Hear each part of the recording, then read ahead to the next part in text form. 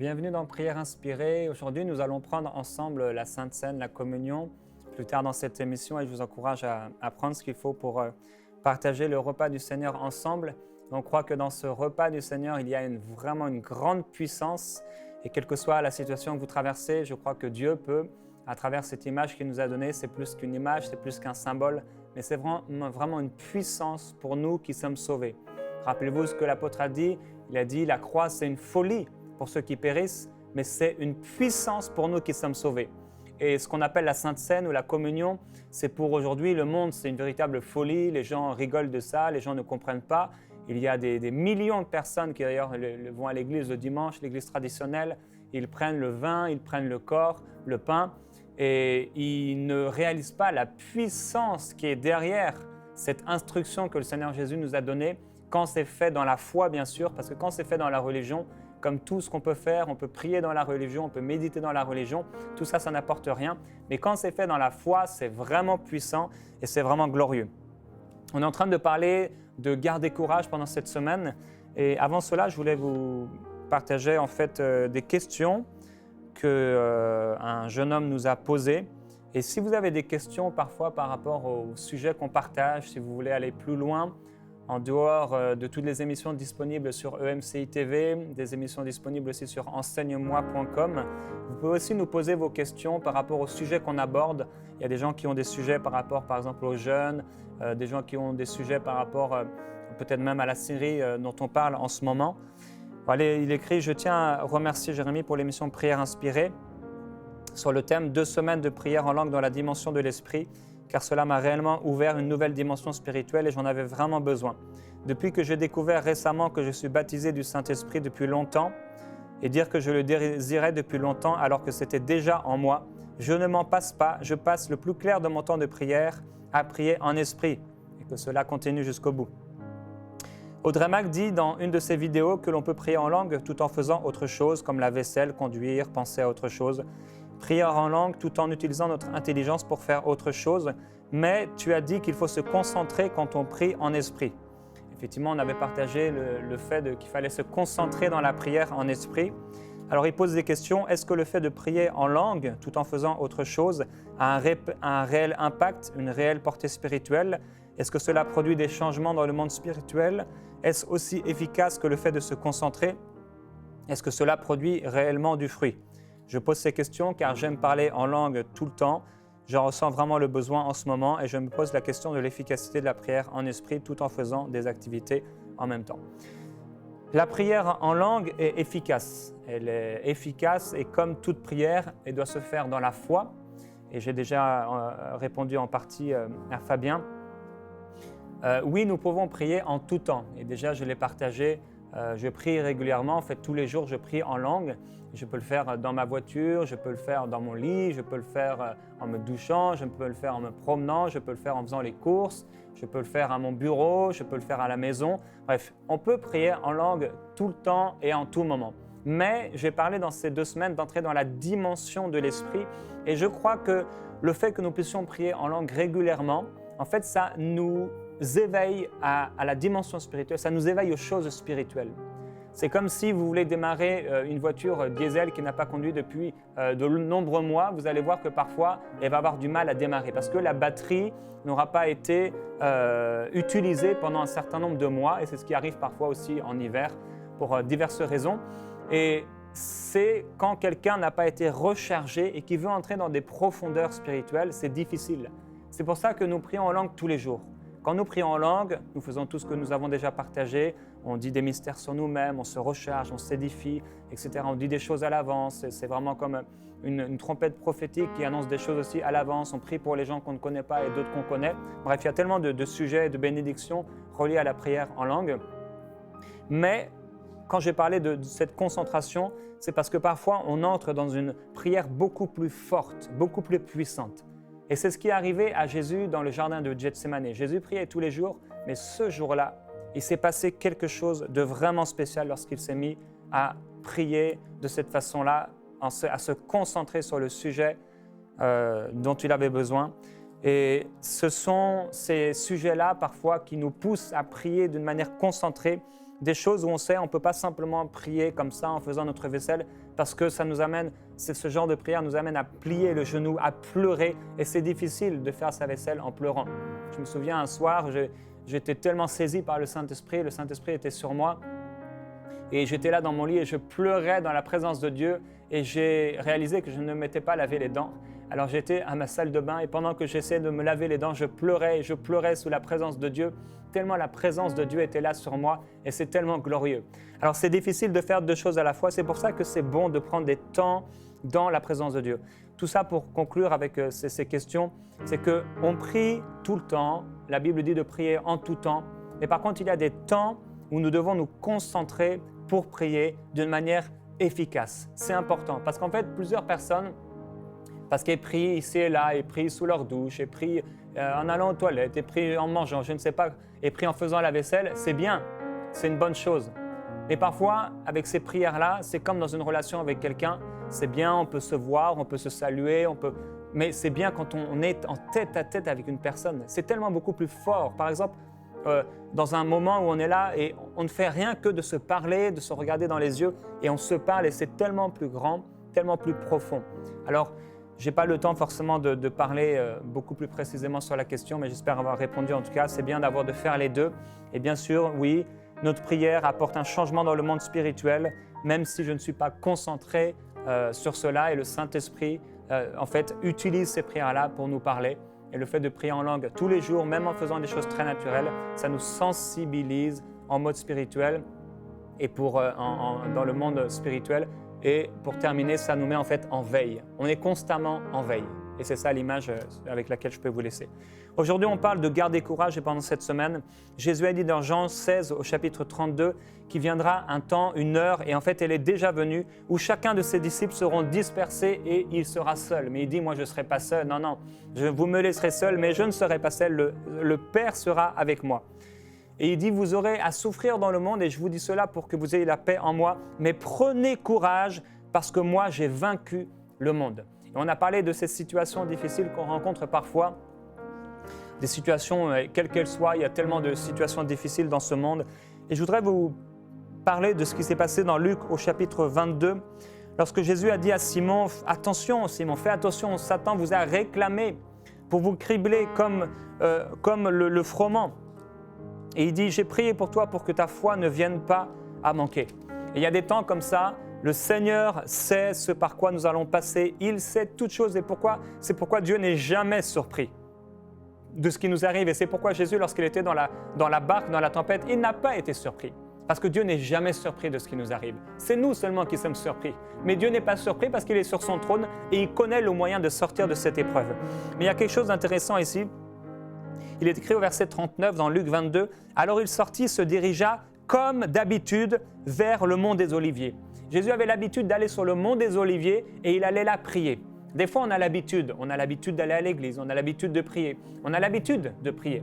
Mais il y a des temps que nous traversons et dans ce moment, dans cet endroit où nous étions là en train de prier, oui, peut-être on était là comme en train de faire la vaisselle, comme on a partagé justement, on était peut-être en train de faire la vaisselle, mais à ce moment-là, notre prière elle doit devenir beaucoup plus forte, beaucoup plus puissante. On ne doit pas s'endormir. Et Jésus dit à ses disciples, priez pour ne pas céder à la tentation. Puis il se retira à la distance d'un jet de pierre, se mit à genoux et pria ainsi. Et là, il a commencé à prier, à dire, mais Seigneur, non pas ma volonté, mais ta volonté, Père. La Bible dit, l'angoisse le saisit, sa prière se fit de plus en plus pressante. Sa sueur devint comme des gouttes de sang qui tombaient à terre. Ou encore, une traduction dit que c'était des grumeaux de sang qui tombaient à terre. Donc, il a tellement prié avec ferveur, c'était tellement puissant. Il n'aurait pas pu prier une prière comme ça en faisant sa vaisselle, c'est sûr.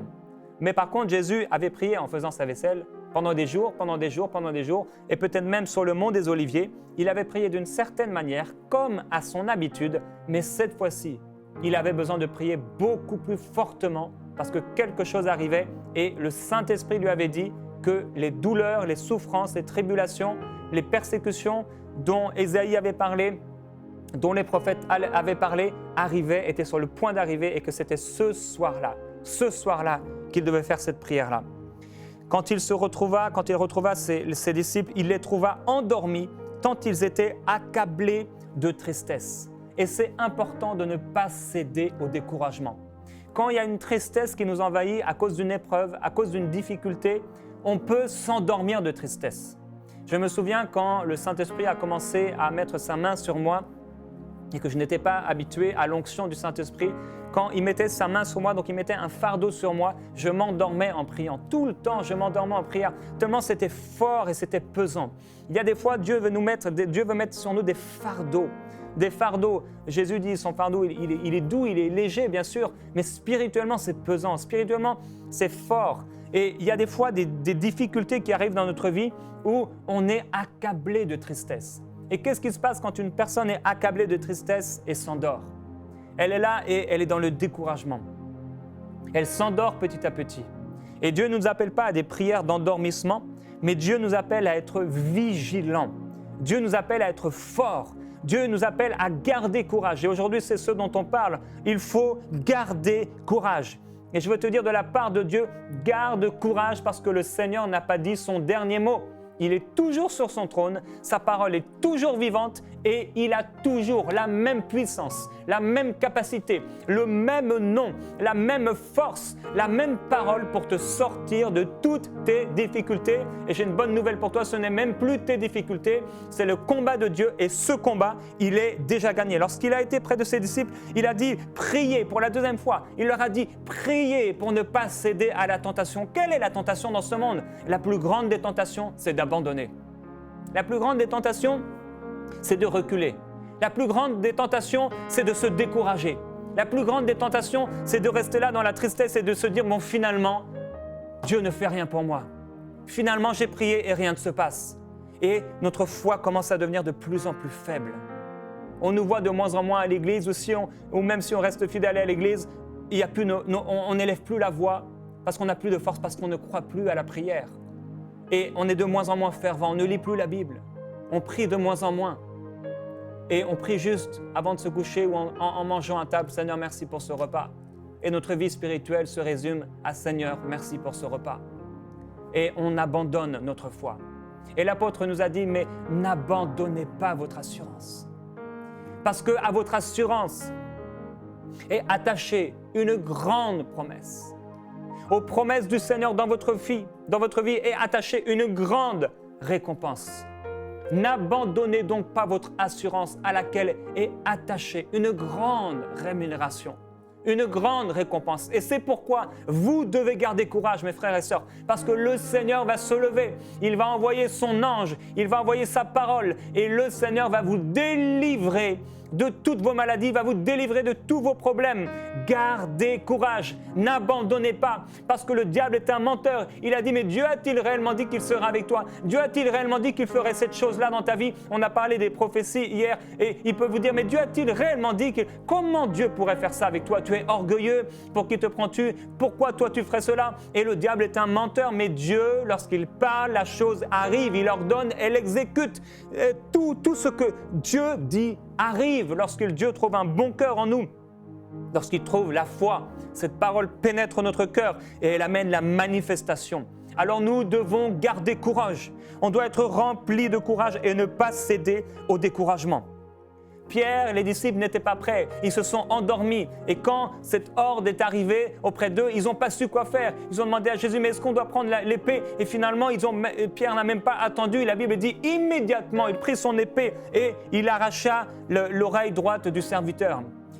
Quand on n'a pas prié, quand on n'a pas pris le temps, quand on s'est endormi, quand on n'a pas été vigilant, on est là et on ne sait pas quoi faire. Et la première chose qui nous vient en tête, on l'a fait, mais ce n'est pas la façon de faire de Dieu. Dieu a une meilleure façon pour nous. Dieu a quelque chose de glorieux pour nous. Dieu a quelque chose de fort et de puissant pour nous. Et dans Actes chapitre 27, il y a là un passage de l'apôtre Paul qui était dans une embarcation, dans un bateau. Il y avait plus de 200 personnes qui étaient là. Et tout à coup, il y a eu cette tempête qui est arrivée. Et ils ont commencé à vivre toutes sortes de choses difficiles. Et Actes chapitre 27, verset 22, Paul dit « Maintenant, je vous exhorte à prendre courage, car aucun de vous ne perdra la vie, seul le navire sera perdu. » Il y a peut-être des biens qui ont été perdus, il y a peut-être des choses qui ont été perdues, mais Dieu dit « Tu ne perdras pas ta vie. » si tu peux simplement faire confiance à Dieu aujourd'hui, si tu peux simplement croire en son cœur, simplement croire en son amour, simplement croire en ce qu'il t'a dit, il faut croire ce que Dieu t'a dit. Parce que tu ne vas pas perdre la vie. Parce que Dieu est sur son trône et qu'il va s'occuper de toi. Il dit, un ange de Dieu à qui j'appartiens et rend un culte s'est approché de moi cette nuit. Et le Seigneur va s'approcher de toi, le Seigneur va s'approcher de nous aujourd'hui. Parce qu'il est tellement bon, parce qu'il est tellement glorieux, parce qu'il est tellement puissant. Le Seigneur est merveilleux et il nous aime. Et aujourd'hui, on va prendre ensemble, si vous voulez bien, la Sainte Seine, la communion. Et on va lire ce passage bien connu, mais souvent, on oublie la puissance qui est derrière ce que Jésus a fait. Vous savez, Jésus était là dans cette dernière soirée avec ses disciples. Et dans cette dernière soirée, Jésus n'était pas en train de manger un simple repas. Jésus n'était pas en train de donner un symbolisme religieux à ses disciples. C'était beaucoup plus que ça. C'était une alliance qu'il contractait avec les hommes et avec tout homme qui croirait en lui, avec tout homme qui croirait en la puissance de son sacrifice, de son sang et de son corps livré pour nous. Et si aujourd'hui vous croyez dans le sang de Jésus-Christ, si vous croyez que le sang de Jésus est plus puissant que tous vos problèmes, que la chair de Jésus qui a été livrée, qui a été maltraitée, qui a été frappée, qui a été lacérée comme un champ, si vous croyez que le sang de Jésus-Christ et que le corps du Seigneur Jésus-Christ est beaucoup plus puissant qu'aucune puissance qui existe dans ce monde, plus puissant qu'une bombe atomique, et oui, Dieu est tellement plus puissant et le sacrifice de Jésus-Christ est tellement plus puissant qu'aucune arme destructive, qu'aucune arme offensive, qu'aucune arme d'attaque. Le sang de Jésus-Christ. Et il est écrit dans Luc,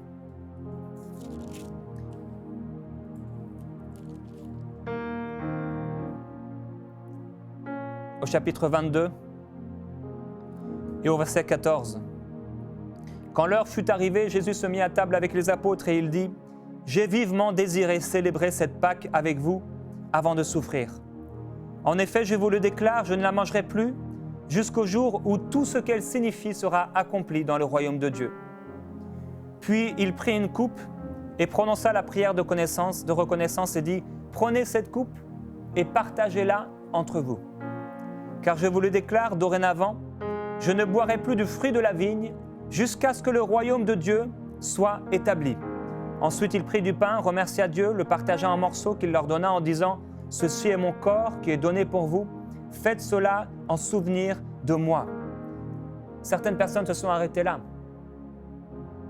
Elles ont juste vu, « Ok, faites cela en mémoire de moi. » Ok, on se rappelle ce que le Seigneur a fait. C'est bien, mais il y a beaucoup plus. Et je vous encourage à prendre maintenant, si vous avez, je ne sais pas, du jus de raisin, du vin, ou ce que vous voulez, et du pain.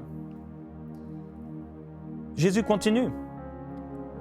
Après le repas, il fit de même pour la coupe, en disant, « Ceci est la coupe de la nouvelle alliance, conclue par mon sang qui va être versé pour vous. » Jésus dit, c'est la coupe de la nouvelle alliance. Cette coupe que nous allons prendre, mes frères et sœurs, c'est la coupe de la nouvelle alliance. Et dans cette alliance, rappelez-vous que lorsque Jésus a dit « L'Esprit du Seigneur est sur moi parce qu'il m'a oint », il a dit « Je viens proclamer une année de grâce de la part du Seigneur, une nouvelle alliance. » Toute la vie du Seigneur Jésus-Christ, ce qu'il a fait, ce qu'il a vécu et ce qu'il a vécu jusqu'à la croix, il l'a vécu pour nous afin de faire alliance avec nous. Et aujourd'hui, si vous êtes malade dans votre corps, et quel que soit le besoin que vous avez, nous croyons qu'à cause de cette alliance, à cause du sang de Jésus et à cause de son corps livré pour nous, nous croyons que son sang et nous croyons que son corps est pleinement suffisant. Pleinement suffisant. Nous croyons que le sang de Jésus-Christ nous purifie de tout péché et nous croyons que le sang de Jésus-Christ nous glorifie, c'est-à-dire met une gloire, nous met dans une position glorieuse, tout proche du cœur de Dieu. Aujourd'hui, vous allez peut-être au travail, vous allez peut-être vous endormir dans quelques minutes, vous allez peut-être travailler aujourd'hui. quel que soit là où vous êtes et le temps que vous avez, prenez un moment maintenant. Nous avons encore quelques minutes. Ce temps est tellement important. Aujourd'hui, le Seigneur vous guérit. Aujourd'hui, pendant que vous prenez cette coupe, pendant que vous prenez la mémoire de son sang, pendant que vous rappelez cette alliance que vous avez avec Dieu, qui vous a dit que tout est possible à celui qui croit, pendant que vous faites cette chose-là, le Seigneur vous touche, le Seigneur vous guérit, le Seigneur vous délivre, le Seigneur vous libère, le Seigneur vous remplit du Saint-Esprit. Croyez-le maintenant, croyez que son sang est suffisant. Son sang est suffisant et son sang est puissant. Il est glorieux. Il y a dans son sang toutes les grâces de Dieu. Il y a dans son sang le salut. Il y a dans son sang la guérison. Il y a dans son sang toutes les bénédictions. Toute bénédiction se trouve dans le sang de Jésus-Christ. Et nous voulons te glorifier, Seigneur Jésus-Christ, pour ton sang précieux, pour la coupe de l'alliance que nous prenons aujourd'hui, pour le corps de l'alliance. Ton corps, Seigneur, a été livré pour nous.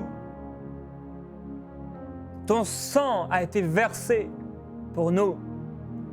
Nous sommes sortis de ton côté quand le sang et l'eau est sorti. Tu nous as donné ta vie, tu nous as donné le Saint-Esprit. Alléluia. Merci Père. Aujourd'hui, vous n'avez peut-être pas fait la paix avec Dieu. Peut-être qu'aujourd'hui, vous regardez cette émission et vous n'avez jamais accepté réellement dans votre vie le Seigneur Jésus-Christ comme votre Sauveur, comme celui qui allait diriger votre vie. Peut-être que vous êtes maître de vous-même et que vous calculez, vous raisonnez et vous n'avez pas tout donné à Dieu. Aujourd'hui, Dieu vous propose de devenir son enfant, que vous soyez son enfant. Et aujourd'hui, vous pouvez accepter Jésus-Christ comme votre Sauveur, celui qui vous sauve. Et aujourd'hui, vous pouvez prendre cette communion, cette Sainte Seine, comme jamais vous ne l'avez pris auparavant. Aujourd'hui, vous pouvez faire une alliance avec Dieu. Aujourd'hui même, je vous encourage et je vous propose de recevoir Jésus-Christ en faisant une alliance avec lui et en disant « Seigneur Jésus-Christ, je te demande pardon pour tous mes péchés. Pardonne-moi, pardonne-moi. » Et en prenant ce sang, en prenant ce corps, je fais une alliance avec toi. Je déclare qu'aujourd'hui même, et vous pouvez dire le jour où vous regardez cette émission, aujourd'hui même, je deviens ton enfant. Je deviens une nouvelle créature. Aujourd'hui même, je suis guéri. Aujourd'hui même, je suis délivré. Si vous êtes déjà un enfant de Dieu, vous pouvez dire maintenant, aujourd'hui même, à cause de cette alliance, à cause de ton sang donné pour moi, à cause de ta vie livrée pour moi, parce que tu as été livré à ma place, tu as été crucifié à ma place, tu as été opprimé à ma place, tu as été persécuté à ma place, oh, tu as souffert à ma place, tu as été meurtri à ma place, à cause de ton sacrifice parfait, de ton sacrifice puissant. Je crois que je suis guéri. Je crois que je marche en toute santé, en toute justice, en toute paix, en toute bénédiction. Alléluia. Oh, merci. Merci Seigneur Jésus-Christ pour ton corps précieux. Il est tellement glorieux, tellement puissant, tellement extraordinaire, tellement merveilleux. Nous te glorifions. Est-ce que vous pouvez glorifier Dieu maintenant, l'adorer, le magnifier, lui dire déjà merci avant qu'on prenne ensemble ce repas? La coupe de la nouvelle alliance, alléluia, glorifions l'agneau de Dieu, nous t'adorons Seigneur Jésus-Christ, nous glorifions ton nom, alléluia, tu es digne de gloire Seigneur Jésus, tu es digne de gloire Seigneur Jésus, nous t'adorons, nous t'adorons, nous t'adorons, tu es digne de gloire, tu es digne d'honneur, ton sang est précieux. Ton sang est précieux, ton sang est précieux, Seigneur, merci pour ton sang. Merci pour ta vie livrée pour moi. Tu es glorieux, nous t'adorons, Seigneur Jésus. Et nous croyons qu'en prenant ce corps, en prenant ce sang, la puissance de Dieu est rendue disponible dans notre vie. Nous croyons qu'en prenant cette coupe de l'Alliance, les choses qui étaient enfouies en nous, le découragement qui était là disparaît. Et au nom de Jésus, toute la vie qui s'était cachée à cause du découragement, à cause de la dépression, à cause des difficultés, cette vie se manifeste avec gloire maintenant. Oh, nous proclamons que nous sommes de nouvelles créatures. Par le nom de Jésus-Christ, nous proclamons la gloire de Dieu.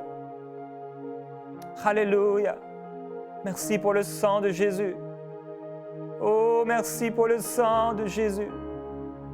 Merci pour le sang de ton Fils bien-aimé.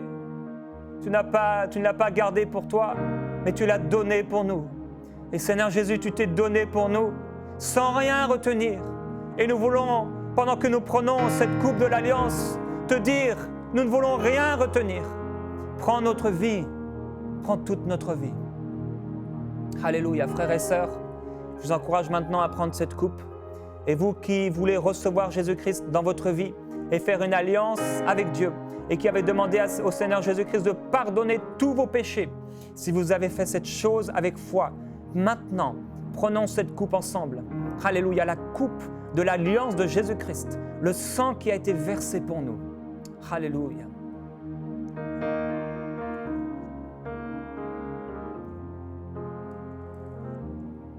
Alléluia. Je déclare que la gloire du Seigneur Jésus-Christ est mon partage. Que le sang de Jésus me purifie de tout péché. Et je marche en toute bonne conscience devant Dieu. Je déclare que Dieu s'est acquis un peuple saint, revêtu du Saint-Esprit. Alors je déclare prophétiquement maintenant que Dieu s'est acquis un peuple saint, rempli du Saint-Esprit pour accomplir son œuvre. Je te déclare que la gloire du Seigneur Jésus-Christ est dans ta vie maintenant et que le Seigneur t'a appelé à son œuvre, il t'a appelé à son service. Ta vie dans ce monde n'est pas une question de travailler pour le monde. Ta vie dans ce monde est qu'il a livré sa vie pour toi afin que tu vives et que tu aies la vie en abondance. Reçois cette vie en abondance. Au nom de Jésus-Christ, je proclame la vie de Dieu dans ta vie. Alléluia, dans tout ton être, dans tes pensées. Que la gloire du Seigneur Jésus-Christ soit reflétée pleinement dans ta vie.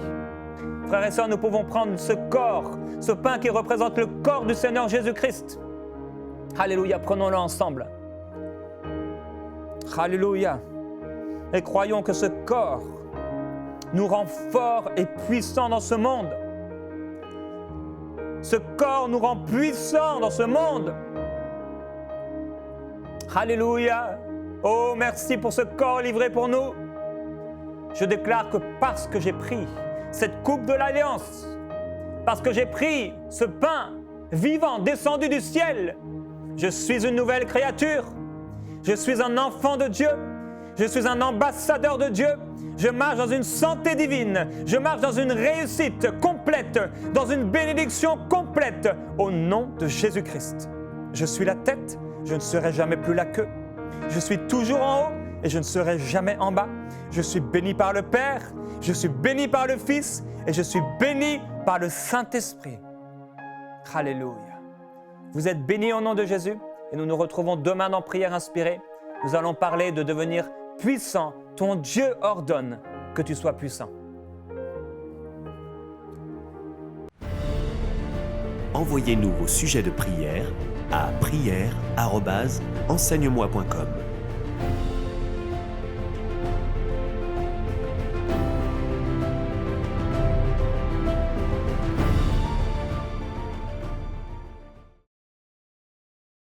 Cette émission est rendue possible grâce au précieux soutien des partenaires d'Enseigne-moi Canal International.